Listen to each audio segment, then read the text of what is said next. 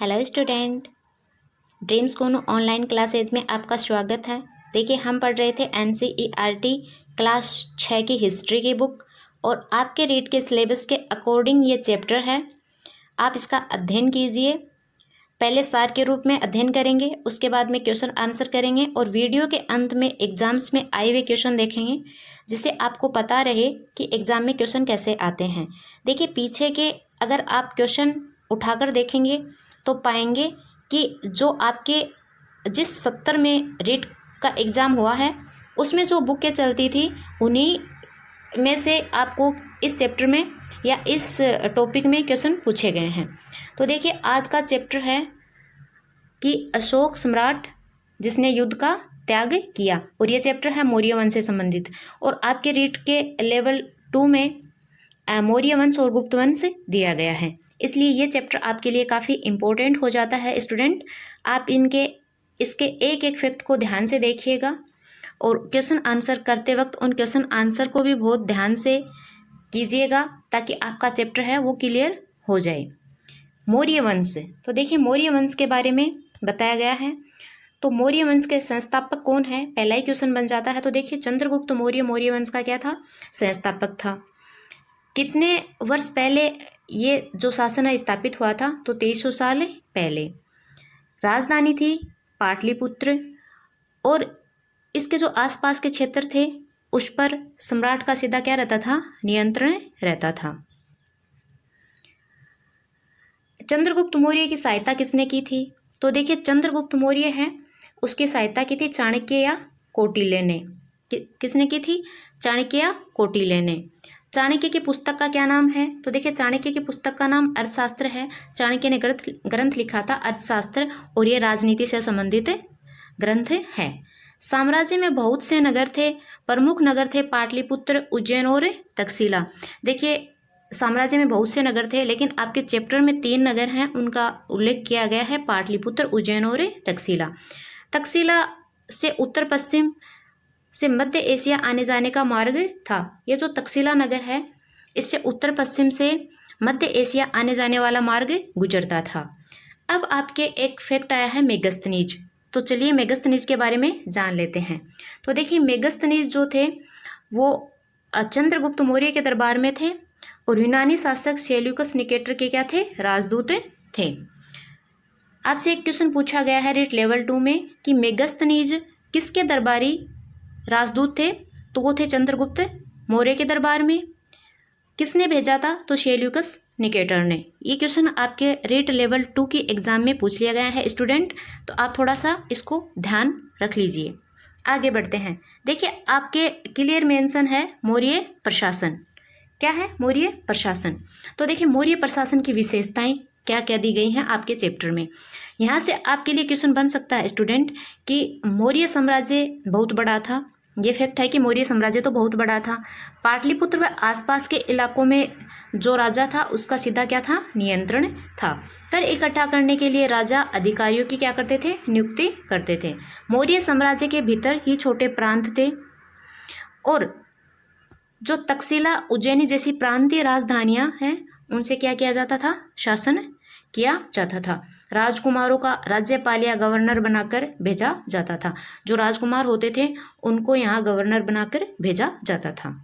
तो यहाँ से क्वेश्चन कैसे आ सकते हैं, आपसे ये क्वेश्चन किया जा सकता है कि ये जो फैक्ट हैं मौर्य साम्राज्य या प्रशासन से संबंधित हैं, इनको दे दिया जाएगा कि मौर्य साम्राज्य के भीतर छोटे प्रांत थे, बिल्कुल सही है। तक्षशिला, उज्जैनी जैसी प्रांतीय राजधानियों से शासन किया जाता था, बिल्कुल सही है। राजकुमारों को राज्यपाल या गवर्नर बनाकर यहाँ भेजा जाता था, ये भी सही है। लेकिन कर इकट्ठा करने के लिए अधिकारियों की नियुक्ति नहीं की जाती थी, तो ये फैक्ट गलत हो गया। इस तरह 4 फैक्ट देकर आपको सही और गलत यहाँ से पूछ सकता है, तो ऐसे क्वेश्चन आपसे यहाँ से बनाए जा सकते हैं। तो जितने फैक्ट यहाँ पे दिए गए थे उनको हमने लिया है। आगे आपके एक फैक्ट है पाटलिपुत्र। पाटलिपुत्र आपसे ये पूछा जा सकता है स्टूडेंट कि पाटलिपुत्र आधुनिक पटना में है। अब कि पाटलिपुत्र कहाँ है, तो आधुनिक रूप से पूछ ले तो पटना में है, और इसकी विशेषताएं भी पूछी जा सकती है। तो देखिए, एक खूबसूरत नगर था, इसमें 570 बुर्ज तथा 64 द्वार थे। देखिए, ये फैक्ट आप याद रख लीजिएगा, रेट में ऐसे ही फैक्ट आते हैं। 2 या 3 मंजिलों के क्या थे, घर थे। घर ईंट यानी कच्चे ईंट व लकड़ी के बने थे। राजा का महल भी किससे बना था? काठ से बना था। तो देखिए ये फैक्ट आपके लिए काफ़ी इम्पोर्टेंट है कि राजा का महल है वो लकड़ी का बना हुआ था। आगे बढ़ते हैं। देखिए अशोक के जो धम हैं उनके बारे में प्रधानमंत्री जवाहरलाल नेहरू ने लिखा है, उनके धर्मादेश आज भी हमसे एक ऐसी भाषा में बात करते हैं जिन्हें हम समझ सकते हैं, जिनसे हम बहुत कुछ सीख सकते हैं। तो देखिए आपसे एक क्वेश्चन पूछा जा सकता है कि अशोक के धम्म के बारे में ये कोटेशन किसका है कि उनके जो धर्मादेश हैं आज भी हमसे एक ऐसी भाषा में बात करते हैं जिन्हें हम समझ सकते हैं, जिनसे हम बहुत कुछ सीख सकते हैं। तो ये कथन किसका है? याद रखिएगा, प्रधानमंत्री पंडित जवाहरलाल नेहरू ने ये कथन लिखा है। अब जो आगे का फैक्ट दिया गया है वो है अशोक। देखिए 3 जो महत्वपूर्ण शासक इस चैप्टर में दिए गए हैं, चंद्रगुप्त मौर्य, बिंदुसार और उनका पुत्र अशोक। तो देखिए सम्राट जो अशोक है वो महान कहलाए थे। उनके महान होने के पीछे एक सबसे बड़ा रीज़न था कि उन्होंने कलिंग का युद्ध किया था और उस युद्ध के बाद उन्होंने युद्ध नीति है उसको त्याग कर धम्म नीति को अपनाया था। तो पढ़ते हैं कि अशोक मौर्य के बारे में क्या फैक्ट इस चैप्टर में दिए गए हैं। तो मौर्य वंश के प्रसिद्ध शासक थे। मौर्य वंश के प्रसिद्ध शासक कौन थे? तो अशोक मौर्य पहले शासक जिन्होंने जनता तक अपने संदेश अभिलेखों के माध्यम से पहुंचाए थे। ये फैक्ट आपके लिए काफ़ी इम्पोर्टेंट है स्टूडेंट कि पहले ऐसे कौन से शासक थे मौर्य वंश में जिसने अपने जो संदेश हैं वो जनता के पास अभिलेखों के माध्यम से पहुंचाए थे? तो वो थे अशोक। अधिकतर अभिलेख कौन सी भाषा में थे? प्राकृत भाषा में थे। और लिपि कौन सी थी? तो ब्राह्मी लिपि थी। देखिए प्राकृत भाषा में होने का सबसे बड़ा रीज़न ये था कि उस वक्त जो आम नागरिक थे, आम जनता थी, उसकी भाषा भी प्राकृत थी, इसलिए ये जो अभिलेख हैं ये प्राकृत भाषा में थे ताकि आम लोग उनको समझ सकें। एक फैक्ट आपके दिया है कलिंग युद्ध। तो देखिए कलिंग जो विजय है वो अशोक के शासक बनने के 8 साल बाद ये कलिंग विजय अशोक ने किया था। कलिंग युद्ध के पश्चात अशोक ने युद्ध नीति का त्याग कर धम्म नीति पर जोर दिया था। यानी ये जो कलिंग का युद्ध था ये अशोक ने कब किया था? तो शासक बनने के 8 साल बाद। आपकी एनसीईआरटी में क्लियर मेंशन है, आप इस डेट को याद रखिए। कितने वर्ष बाद? 8 साल बाद। कलिंग विजय के पश्चात ही अशोक ने युद्ध नीति का त्याग कर धम्म नीति पर जोर दिया था। जब अशोक ने इस युद्ध में जो नरसंहार हुआ था उसको देखकर यह निर्णय लिया था कि मैं भविष्य में कभी युद्ध नहीं करूँगा। आगे बढ़ते हैं कि अशोक की धम्म नीति क्या थी। तो देखिए धर्म का प्राकृत रूप संस्कृत में धम्म है। धर्म का प्राकृत रूप संस्कृत में क्या है? तो धम्म है। धर्म की शिक्षा हेतु धम्म महामत्य अधिकारियों की क्या की जाती थी? नियुक्ति। धर्म का प्रचार करने के लिए अशोक ने अपने राजदूत है वो कहाँ भेजे थे? तो सीरिया, मिस्र, ग्रीस तथा श्रीलंका। देखिए ये फैक्ट आपकी एनसीईआरटी की बुक में दिए गए थे, इनको सभी को हमने देखा। अब क्वेश्चन आंसर करते हैं। के सामने आ रहा है स्टूडेंट कि मौर्य वंश का संस्थापक किसे माना जाता है? तो देखिए मौर्य वंश का जो संस्थापक है वो चंद्रगुप्त मौर्य को माना जाता है। आपके चैप्टर के अकॉर्डिंग ये क्वेश्चन आंसर है। आप आरबीएससी पढ़ते हैं तो बहुत ज़्यादा फैक्ट पढ़ते हैं, इसमें वही फैक्ट हैं जो आपकी वर्तमान एनसीईआरटी में दिए गए हैं। भारत में सर्वप्रथम किसके द्वारा पत्थरों पर अभिलेख उत्कीर्ण करवाए गए थे? तो देखिए अशोक मौर्य द्वारा। चंद्रगुप्त मौर्य ने कितने साल पहले मौर्य वंश की स्थापना की थी? तो चंद्रगुप्त मौर्य ने 2300 साल पहले मौर्य वंश की क्या की थी? स्थापना की थी। चंद्रगुप्त मौर्य ने किसकी सहायता से मौर्य वंश की स्थापना की? तो देखिए चंद्रगुप्त मौर्य हैं उनकी सहायता की थी कौटिल्य या विष्णुगुप्त, जिनको आप क्या कहते हैं? चाणक्य।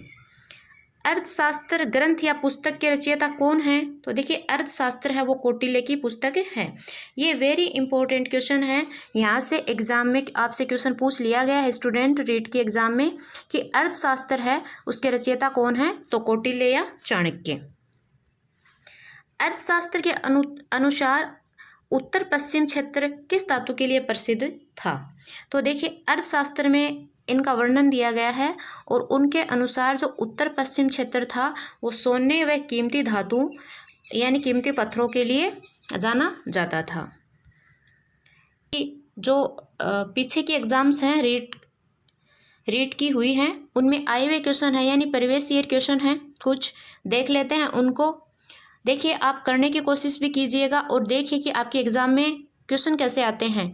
6 to 12 जो आपकी बुक हैं इन्हीं से ये क्वेश्चन आए हुए हैं। रीट में आए हुए क्वेश्चन अब हम करने जा रहे हैं, तो आप इन क्वेश्चन को देखिए, खुद भी करने का प्रयास कीजिए और देखिए कि आपके लिए जो NCERT या RBS है वो पढ़ना क्यों आवश्यक है। कलिंग युद्ध के बाद अशोक ने कौन सा धर्म स्वीकार किया था? तो देखिए कलिंग युद्ध के बाद जो अशोक मौर्य है उसने कौन सा धर्म स्वीकार किया था?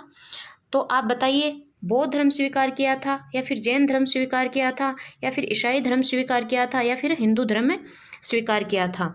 तो देखिए कलिंग युद्ध के बाद जो अशोक हैं उन्होंने बौद्ध धर्म स्वीकार किया था। कौन सा धर्म स्वीकार किया था? बौद्ध धर्म स्वीकार किया था। नेक्स्ट क्वेश्चन है, मेगस्थनीज किसका राजदूत था? देखिए 2015 रेट में आपसे पूछा गया एक क्वेश्चन है कि मेगस्थनीज है वो किसका राजदूत था? तो सिकंदर का था, बिंदुसार का था, विल्सन का था, या फिर सेल्यूकस का था? तो देखिए जो मेगस्थनीज था वह सेल्यूकस निकेटर का राजदूत था। इंडिका का लेखक है, ये आपसे पूछा गया है रेट की एग्जाम में कि इंडिका का लेखक कौन है?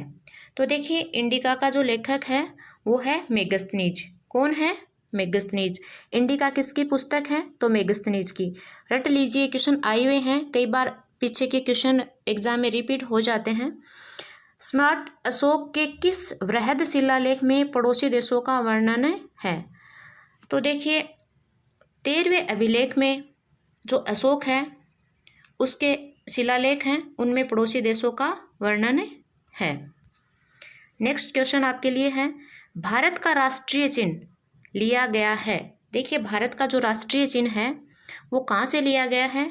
तो मैंने ये 1 लाइनर ही क्वेश्चन किया है, इसका आंसर है सारनाथ स्तंभ से। देखिए आपको जो 4 शेर दिखाई देते हैं, सामने से देखेंगे तो 3 ही शेर दिखाई देते हैं पर एक पीछे की तरफ है। ये जो चिन्ह है वो सारनाथ स्तंभ से लिया गया है। भारतीय इतिहास में पहली बार लोगों के जन्म एवं मृत्यु का पंजीयन किस काल में किया गया? ये आपको रीट के एग्जाम में पूछा गया क्वेश्चन है स्टूडेंट, और बहुत ही इम्पोर्टेंट क्वेश्चन है ये कि भारतीय इतिहास में पहली बार लोगों के जन्म एवं मृत्यु का पंजीयन किस काल में किया गया? तो वो काल था मौर्य। कौन सा काल था? मौर्य काल में किया गया। देखिए ये थे आपके कुछ क्वेश्चन जो आपको एग्जाम में पूछे गए थे। नेक्स्ट कड़ी में हम गुप्त साम्राज्य या फिर जैसे चैप्टर आएगा उसके अकॉर्डिंग बात करेंगे, उसके क्वेश्चन आंसर करेंगे। अगर आपको ये श्रृंखला पसंद आ रही है तो प्लीज़ लाइक शेयर सब्सक्राइब कर दीजिए। आज के लिए इतना ही, धन्यवाद।